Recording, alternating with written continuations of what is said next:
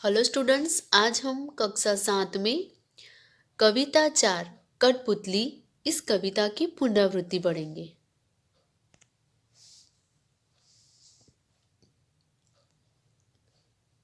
कठपुतली गुस्से से उबली, बोली, ये धागे क्यों हैं मेरे पीछे आगे? इन्हें तोड़ दो, मुझे मेरे पाँव पर छोड़ दो। कठपुतली गुस्से से उबली, बोली, ये धागे क्यों हैं मेरे पीछे आगे? इन्हें तोड़ दो, मुझे मेरे पाँव पर छोड़ दो।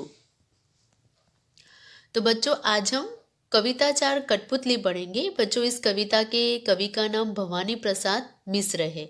इस कविता को हम पहले भी पढ़ चुके थे। आज हम इस कविता की पुनरावृत्ति करेंगे। कठपुतली यानी बच्चों दूसरे के इशारों पर नाचने वाली।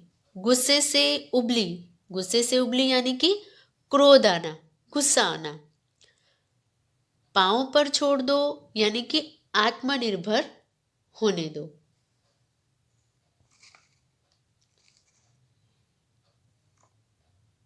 इन पंक्तियों में धागे में बंधी कठपुतलियां अपनी पराधीनता पर दुखी हो रही है तथा एक कठपुतली विद्रोह कर बैठती है। वह अपनी पराधीनता के कारण अत्यंत क्रोधित हो उठती है यानी कि गुस्सा हो उठती है तथा धागों के इन बंधनों को वो तोड़ना चाहती है। वह स्वतंत्र होकर अपने पांव पर खड़ी होना चाहती है। इसलिए क्या है, मुझे मेरे पाँव पर छोड़ दो, यानी कि वह स्वतंत्र होकर अपने पाँव पर खड़ी होना चाहती है।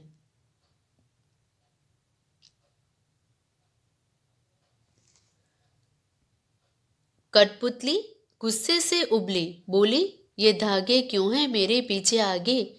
इन्हें तोड़ दो, मुझे मेरे पाँव पर छोड़ दो। दोबारा देख लेते हैं। इन पंक्तियों में धागे में बंधी कठपुतलियां अपनी पराधीनता पर दुखी हो रही है तथा एक कठपुतली है वो विद्रोह कर बैठी है। वह अपनी पराधीनता के कारण अत्यंत क्रोधित हो उठती है तथा धागों के इन बंधनों को वो तोड़ना चाहती है। वह स्वतंत्र होकर अपने पाँव पर खड़ी होना चाहती है।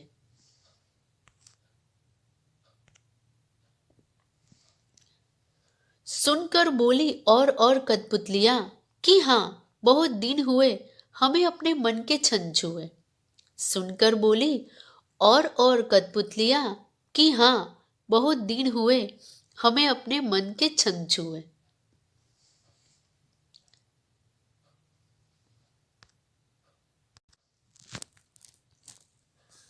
सुनकर बोली और कठपुतलियां, और यानी कि दूसरी जो कठपुतलियां है वो सुनकर बोली।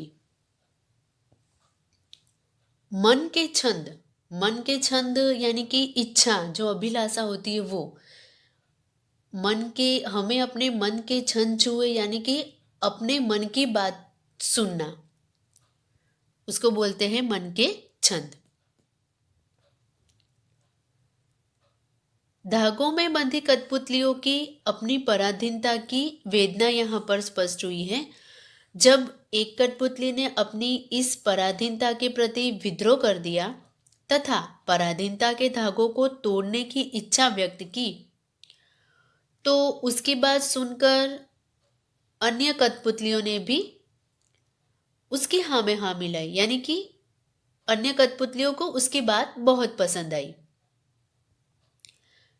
वे भी स्वतंत्र होना चाहती थी क्योंकि उन्हें भी अपने पैरों पर खड़े होना था।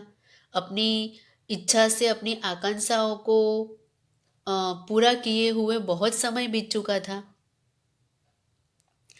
कहने का भावार्थ यही है कि वे बहुत लंबे अरसे से पराधीन थी, इसलिए उनकी इच्छा का प्रश्न ही नहीं था। वे अपनी इच्छा अनुसार कुछ भी नहीं कर सकती थी।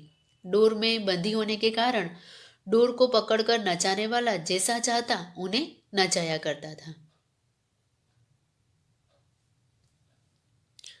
मगर पहली कठपुतली सोचने लगी, ये कैसी इच्छा मेरे मन में जगी। मगर पहली कठपुतली सोचने लगी, ये कैसी इच्छा मेरे मन में जगी।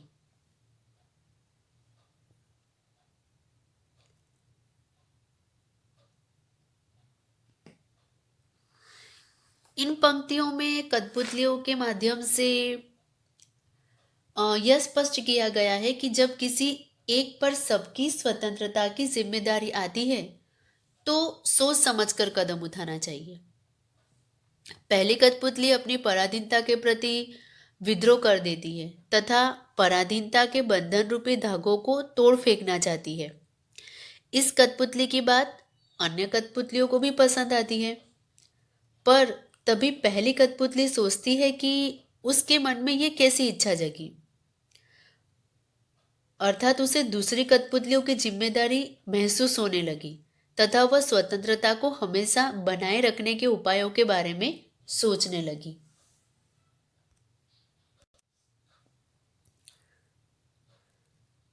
दोबारा देख लेते हैं। मगर पहली कठपुतली सोचने लगी, ये कैसी इच्छा मेरे मन में जगी। पहली कठपुतली अपनी पराधीनता के प्रति विद्रोह कर देती है तथा पराधीनता के बंधन रूपी धागों को तोड़ फेंकना चाहती है। इस कठपुतली की बात अन्य कठपुतलियों को भी पसंद आती है, पर तभी पहली कठपुतली सोचती है कि उसके मन में यह कैसी इच्छा जगी।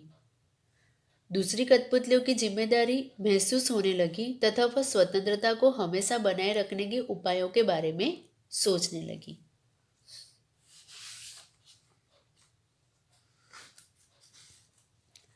बच्चों, इस कविता में कठपुतलियां स्वयं अपनी बात स्वतंत्रता की इच्छा से व्यक्त कर रही हैं। उनके समक्ष स्वतंत्रता को साकार बनाने वाली चुनौतियां हैं। धागे में बंधी हुई कठपुतलियां पराधीन हैं। इन्हें दूसरों के इशारे पर नाचने से दुख होता है।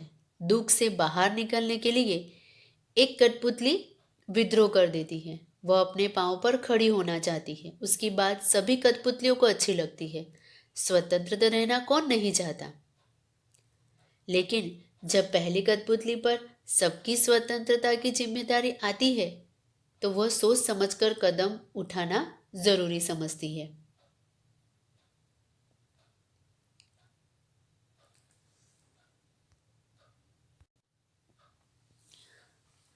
तो बच्चों, इस कविता को हम दोबारा पढ़ लेते हैं।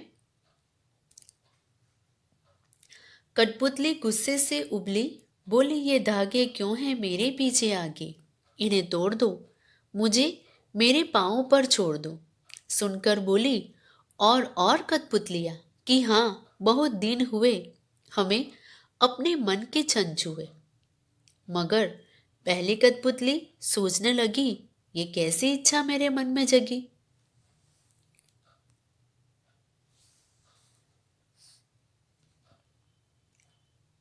तो बच्चों, इस कविता के अंदर दिया गया है कि धागे में बंधी कठपुतलियां अपनी पराधीनता पर दुखी हो रही है तथा एक कठपुतली विद्रोह कर बैठती है और वह अपनी पराधीनता के कारण अत्यंत क्रोधित होती है तथा धागों के इन बंधनों को तोड़ना चाहती है। वह स्वतंत्रता होकर अपने पांव पर खड़ी होना चाहती है।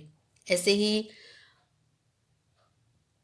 दूसरा जो पैराग्राफ था उसमें यह कहा गया है कि धागों में बंधी कठपुतलियों की अपनी पराधीनता की वेदना स्पष्ट हुई है। जब एक कठपुतली ने अपनी इस पराधीनता के प्रति विद्रोह कर दिया तथा पराधीनता के धागों को तोड़ देने की इच्छा व्यक्त की तो उसकी बात सुनकर अन्य कठपुतलियों ने भी उसकी हाँ में हाँ मिलाई, यानी कि अन्य कठपुतलियों को भी उसकी बात बहुत पसंद आई। वे सभी स्वतंत्र होना चाहती थी। और जो तीसरा पैराग्राफ है उसमें पहली कठपुतली अपनी पराधीनता के प्रति विद्रोह कर देती है तथा पराधीनता के बंधन रूपी धागों को तोड़ फेंकना चाहती है। तो इस कठपुतली की बात अन्य कठपुतलियों को भी पसंद आती है, पर तभी पहली कठपुतली सोचती है कि उसके मन में ये कैसी इच्छा जगी, अर्थात उसे दूसरी कठपुतलियों की जिम्मेदारी महसूस होने लगी तथा वह स्वतंत्रता को हमेशा बनाए रखने के उपायों के बारे में सोचने लगी।